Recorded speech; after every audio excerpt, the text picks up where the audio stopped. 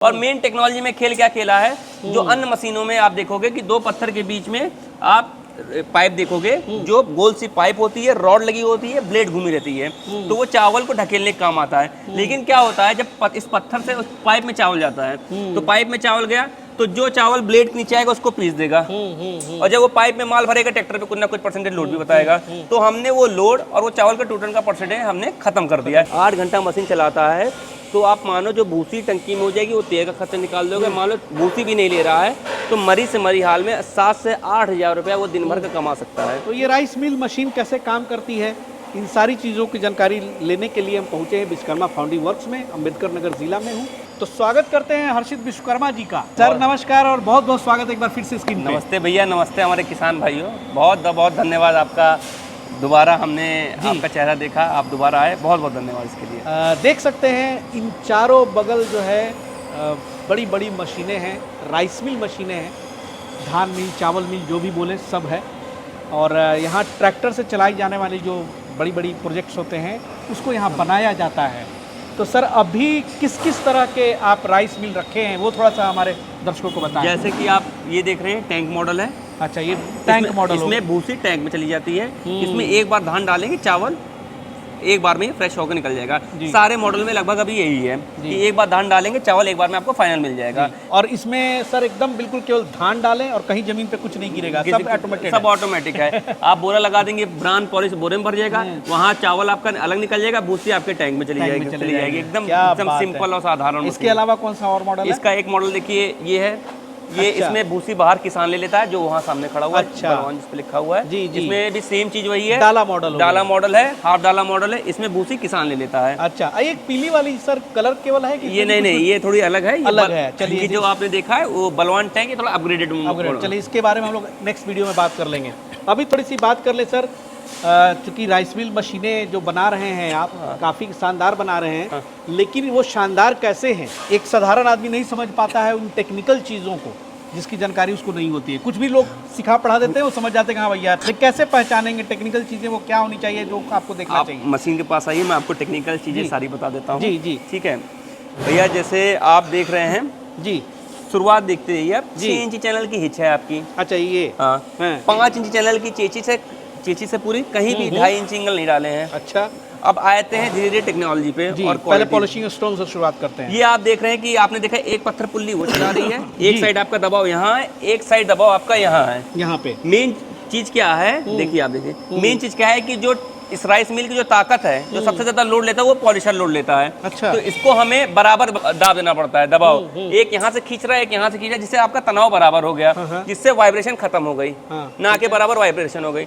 और main technology में खेल क्या खेला है, जो अन्य मशीनों में आप देखोगे कि दो पत्थर के बीच में आप पाइप देखोगे, जो गोल सी पाइप होती है, रॉड लगी होती है, ब्लेड घूमी रहती है, तो वो चावल को ढकेलने का काम आता है। लेकिन क्या होता है, जब इस पत्थर से उस पाइप में चावल जाता है, तो पाइप में चावल गया तो जो चावल ब्लेड के नीचे आएगा उसको पीस देगा, और जब वो पाइप में माल भरेगा ट्रैक्टर पे कुछ ना कुछ परसेंटेज लोड भी बताएगा, तो हमने वो लोड और वो चावल का टूटने का परसेंटेज हमने खत्म कर दिया, जिससे हमारे किसान भाई की जो तेल की खपत है वो भी थोड़ी सी कम हुई और चावल की परसेंटेज की क्वालिटी बढ़ गई। ये तो बड़ा बदलाव किया है आपने, सही बात। फिर आप ये देख रहे हैं कि आपने ये देखा कि ये जो आप डोंगा देख रहे हैं, देखिए सिंगल बिल्डिंग, आप करीब से देखेंगे तो एक बिल्डिंग आपको पता चलेगी बस, बाकी पूरी 16 गेज की चादर को मोड़ दिया गया है ताकि आप खड़े होकर पूरी मशीन ऐसे हिला दें। हाँ, मजबूत है काफी। हाँ। फिर इसके बाद आप ये देख रहे हैं पूरा ये हमने ढली बॉडी कास्टन का कर दिया है। ये सब चीज हमने पूरा कास्टन प्लेट का डाल दिया हुआ है।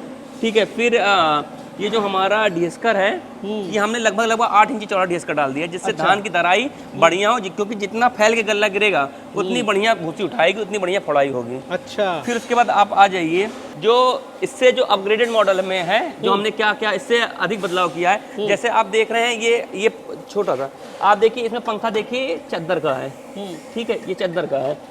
इसमें आप पंखा देखिए, वहां से देखिए, इसमें आप पंखा देखिए, ये पूरा कास्टरन का है, पूरा ढली बाडी का है। आप देख रहे हैं, अब वो घिस जाएगा एक चीज में, अब ये अमर हो गया। अच्छा। अब ये अमर हो गया, पूरी जिंदगी नहीं घिसेगा। क्वालिटी की फर्क है, क्वालिटी का फर्क है, इसीलिए इसका नाम बलवान है। अच्छा। फिर उसके बाद इसका झन्ना आप देख लीजिए, ये पूरी प्लेट का झन्ना है। अच्छा। उसका झन्ना देख लीजिए, वो पूरी प्लेट का झन्ना है। और इसमें पूरी सेफ्टी देख लीजिए जी, मशीन में सेफ्टी देखिए, पूरी सेफ्टी। वाह, क्या और बात। साइक्लोन देखिए, साइक्लोन मतलब अब जिस तरह का पैसा होगा उस हिसाब से क्वालिटी भी है। अब साइक्लोन देखिए, अब ये साइक्लोन देखिए, पूरा वेल्डिंग का साइक्लोन, पूरे साइक्लोन से अच्छा। मशीन हिला लीजिए, ये देखिए पूरी मशीन। अब वो एक मशीन आप साइक्लोन आपको दिखा देते हैं, अच्छा, अभी रिपेयरिंग के लिए आई थी, तो आप थोड़ा सा मतलब बेहतर समझेंगे और किसान भाइयों को बेहतर समझाएंगे।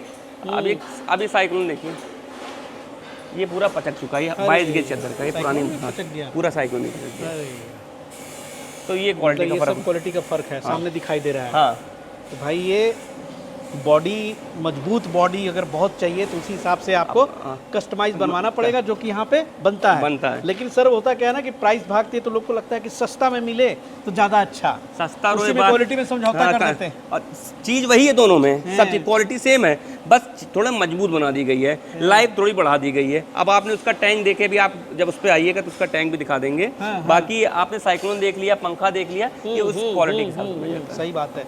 और अच्छा सर ये बताएं कि ये तो ट्रैक्टर से चलती है 40 HP ना सर? हाँ, बाद में इसको इंजन पे भी स्विच किया जा सकता है, बहुत बिजली पे भी आराम किया जा से, सकता बहुत आराम। देखिए चीज वही है, इसको ताकत की जरूरत है ना, तो चाहे आप कहीं से दे ट्रैक्टर से सकते ताकत दीजिए, चाहे मोटर से दीजिए, बिजली से दीजिए, चाहे इंजन से दीजिए, है, चाहे सोलर से चाहे दीजिए, सोलर से दीजिए, इसको ताकत टेक्निकल चीजें कहीं से भी आप ताकत दे सकते हैं। बहुत बढ़िया। और ये इसी तरह से टायर वगैरह लग करके ही जाती है सब ना नए सर? टायर हैं, आप देखिए सब नए टायर हैं, जेके के सब पूरे नए टायर हैं। आप सब जेके के नए टायर पड़े रहते जेके हैं। की टायर लगा के देते हैं ये सारा। और बाकी इसमें और भी चीज़ें जो घिसने वाली हैं, खराब होने वाली हैं, जिसको आप टाइम टू टाइम जो है रिपेयरिंग करते हैं, वो क्या क्या है? जैसे क्या होता है, जो किसान भाई हमारा जब चलाता है तो उसको इतना अनुभव हो जाता है कि जो घिसने वाले आइटम हैं, जैसे रबड़ बदलनी पड़ जाती है, पत्थर बदलना पड़ जाता है, छुरी बदलना पड़ जाती है, तो यही बदलना। बाकी जो इसमें सही काम आता है वो 1.5 से 2 साल बाद आता है। अच्छा, कि आप बैरिंग ग्रीस डाल दो या उसमें वो डाल दो।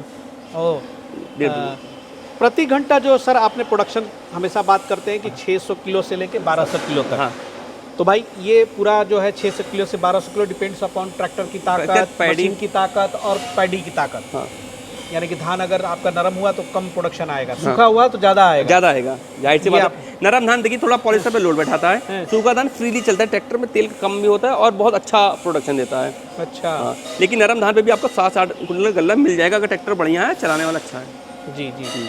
तो क्या कीमत रहने वाली है सर इसकी? इसकी कीमत रेट फर्क आता है, 290। वो तो आपने बताया कि सर क्वालिटी की फर्क है, जितना मजबूत चाहिए तो 290 से 270 से शुरू है, 5,40,000 तक की क्वालिटी है मशीनें हैं अपने पास। 5,40,000 तक का 5,60, 5,40 तक की मशीनें हैं हमारे अपने पास। जी।